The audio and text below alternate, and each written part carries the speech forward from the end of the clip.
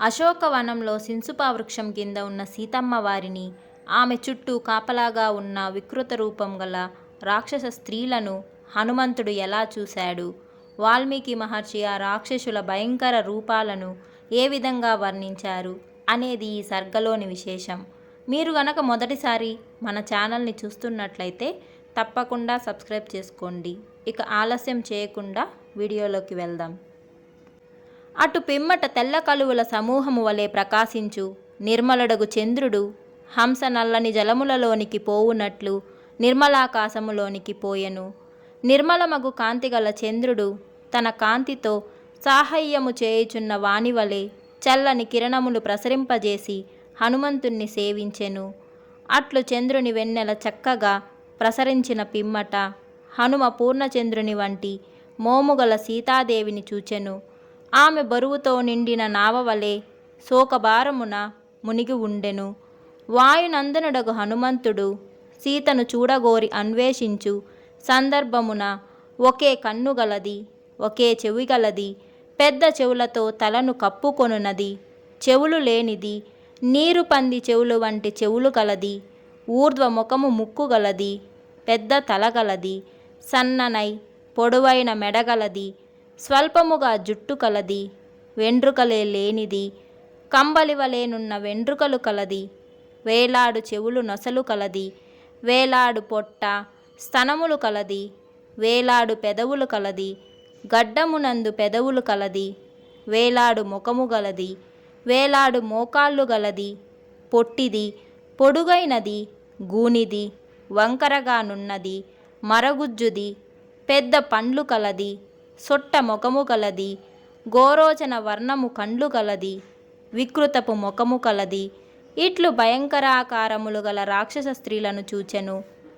కపిశ్రేష్ఠుడగు హనుమంతుడచట వికృత వేషము కలవారును, గోచరణపు వర్ణము కలవారును, నల్లని వారును, కోపము కలవారును, కలహం దిష్టము కలవారును, ఉక్కుతో చేయబడిన పెద్ద శూలములను, కర్రలను, ఇనుప గుదియలను ధరించువారును, పంది మొగము వారును, లేడి మొగము గలవారును, పులి మొగము గలవారును, ఏనుబోతు మొగము వారును, మేక మొగము వారును, నక్క మొగము వారును, ఏనుగు పాదాలము వారును, ఒంటె కాళ్ళవారును, గుర్రపు కాళ్ళవారును, దేహము లోపల నుండు తల కలవారును, ఒక చేయి ఒక కాలు కలవారును, గాడిద చెవులవారును, గుర్రపు చెవులవారును, ఆవు చెవులవారును, ఏనుగు చెవులవారును, కోతి చెవులవారును, ముక్కు లేని వారును, పెద్ద ముక్కు గలవారును, అడ్డముక్కు కలవారును, ముక్కు ఊడిన వారును,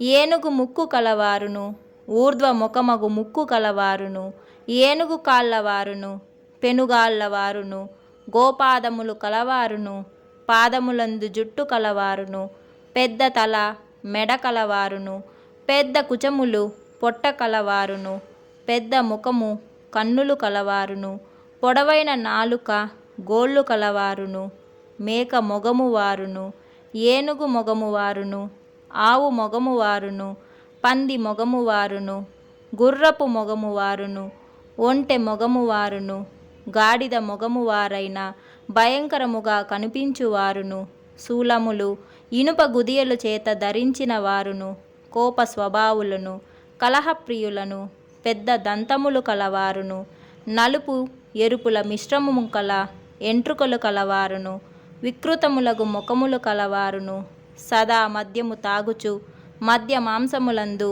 మక్కువ కలవారును, రక్త మాంసములను దేహముపై పూసుకొన్నవారును, రక్త మాంసముల ఆహారముగా కలవారును, చూడగనే గగుర్పాటు కలిగించువారును, పెద్ద బోదెగల ఆ వృక్షరాజును పరివేష్టించి కూర్చుండి ఉన్నవారు అగు రాక్షస స్త్రీలను చూచెను.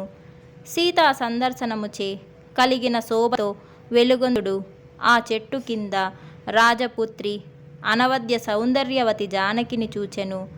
ఆమె కాంతి తొలగినదై శోక పీడితి అయి మాసిన శిరోజములు కలదై పుణ్యము క్షీణింపగా నెలవు తప్పి నేలరాలిన తారవలే నుండెను.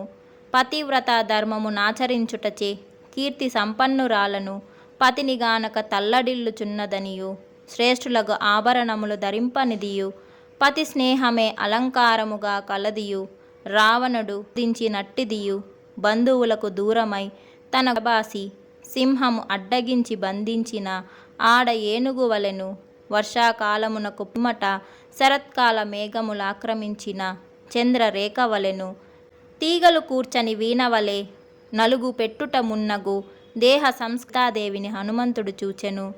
తన భర్తకు మాత్రమే వశమందుండినది, రాక్షసులకు వశము కానిది. అశోకవనము నడుమ శోకసాగరమున మునిగి ఉన్నది.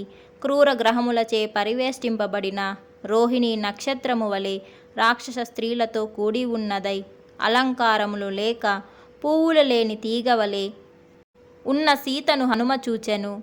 సహజముగనే సర్వావ సౌందర్యశాలియును మురికిగా ఉన్న దేహముచే ఆమె బురద అంటిన తామర తీగవలే కొంచెము ప్రకాశించుచు ప్రకాశి మలినమై నలిగిన వస్త్రము దాల్చినదై లేడి పిల్ల కన్నుల వంటి కన్నులు గలదై దీనమగు ముఖము గలదై తన భర్త పరాక్రమమును తలంచుకొని ధైర్యము వహించి తన శీలమే తనకు రక్షముగా కలదై నల్లని నేత్రములు గల సీతాదేవిని హనుమంతుడు చూచెను. కన్నుల వంటి కన్నులు కలదియు ఆడలేడి వలె అంత బెదురు చూపులు ప్రసరింపజేయుచున్నదియు చిగురించిన చెట్లను తన వేడి నిట్టూర్పులచే దహించుచున్నదో అనునట్లున్నదియు శోకముల సమూహము వలె నున్నదియు పైకి ఎగసిన దుఃఖ సాగరపు అలల వలె ఉన్నదియు సహనశీలము చక్కని అవయముల అమరిక గలదియు ఆభరణములు లేక ఏ శోభిల్లునదియు అగు సీతను చూచి హనుమంతుడు అధికముగా హర్షము నొందెను. మదిరాక్షియగు ఆ సీతను గాంచి హనుమంతుడు ఆనంద పారవస్యముతో కన్నీరు గార్చెను. వెంటనే రాముణ్ణి తలుచుకొని నమస్కరించెను. పరాక్రమశాలియగు ఆ హనుమంతుడట్లు సీతను చూచినందులకు సంతోషించి రామలక్ష్మణులకు ప్రణమిల్లి సింసుపా వృక్షపు ఆకుల నడుమ దాగి ఉండెను. ఇట్లు వాల్మీకి మహర్షి రచించిన శ్రీమద్ రామాయణమున సుందరకాండమున 17వ సర్గము.